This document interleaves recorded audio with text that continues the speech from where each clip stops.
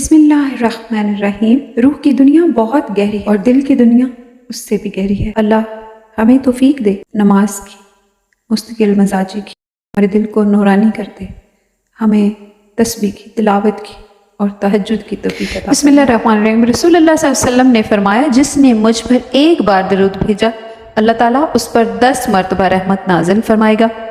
صحیح مسلم کی یہ حدیث ہے۔ نوابزادی جنت کے تمام ویورز کو السلام علیکم ورحمۃ اللہ وبرکاتہ۔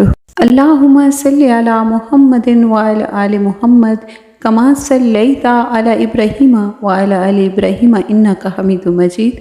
اللہم بارک علی محمد وعلی آل محمد کما بارکت علی ابراہیم وعلی آل ابراہیم انک حمید مجید۔ خدائے ذوالجلال پاک پروردگار شان والی ذات اعلان فرماتے ہیں، وَلِلَّهِ الْأَسْمَاءُ الْحُسْنَى فَادْعُوهُ بِهَا۔ اللہ کے بہت سارے نام ہیں جو پاک ہیں، ان ناموں سے آپ اپنے رب کو پکارو۔ اللہ تعالیٰ فرماتے ہیں، ادعونی استجیب لکم، لوگوں مجھ سے مانگو میں قبول کروں گا۔ اللہ تعالیٰ کے بے شمار نام ہیں، ہر نام کا ایک بے شباہہ خزانہ ہے، ہر نام کی اپنی ایک عظیم سلطنت ہے۔ اللہ اس میں اعظم ہے، باقی تمام اسماء صفات ہیں۔ اللہ کے پاک ناموں کو الگ الگ بھی پکارا جاتا ہے مگر ملا کر بھی پکارا جا سکتا ہے۔ ان اسماء حسنہ کی مکمل تاثیر کون پا سکتا ہے مگر جو قطرہ تاثیر ہمارے قلب پر گرا پابند تحریر ہے۔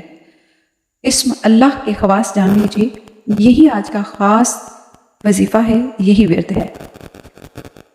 آپ نے کرنا یہ ہے کہ ماہ سفر کا یہ آخری جمعہ ہے، آخری جمعے والے دن اگر کوئی شخص جمعے سے پہلے پاک صاف ہو کر خلوت میں پڑھنے سے مقصود اس کو حاصل ہو جاتا ہے، یعنی وہ جو چاہ رہا ہوتا ہے پورا ہو جاتا ہے، اگر وہ اس کا ورد کرتا ہے، اس میں اللہ کا خلوت میں بیٹھ کے آپ نے کرنا ہے، اور 66 بار لکھ کر دھو کر مریض کو پلانے سے شفا ہوتی ہے، لیکن ہم نے کرنا ہے جمعے کے لیے خاص، تو میں آپ کو وہی بتاتی ہوں۔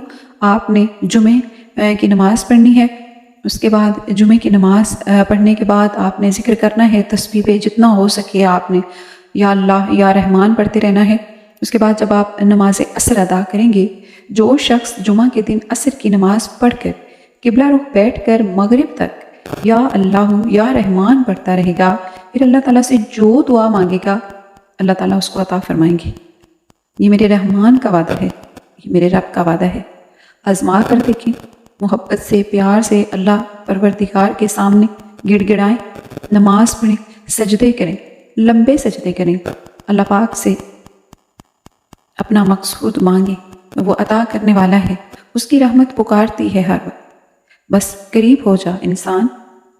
اور اس کے ساتھ ساتھ ہر نماز کے بعد بھی آپ 7 دفعہ ہو واللہ الرحمن پڑھتے رہیں، اس کا بھی بہت زیادہ فائدہ ہے۔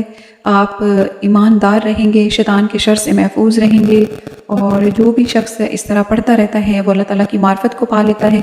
ذکر کرتے رہا کریں، اس اللہ کی بہت بڑی تاثیر، اور اللہ کے قریب ہو جائیں۔ فی امان اللہ۔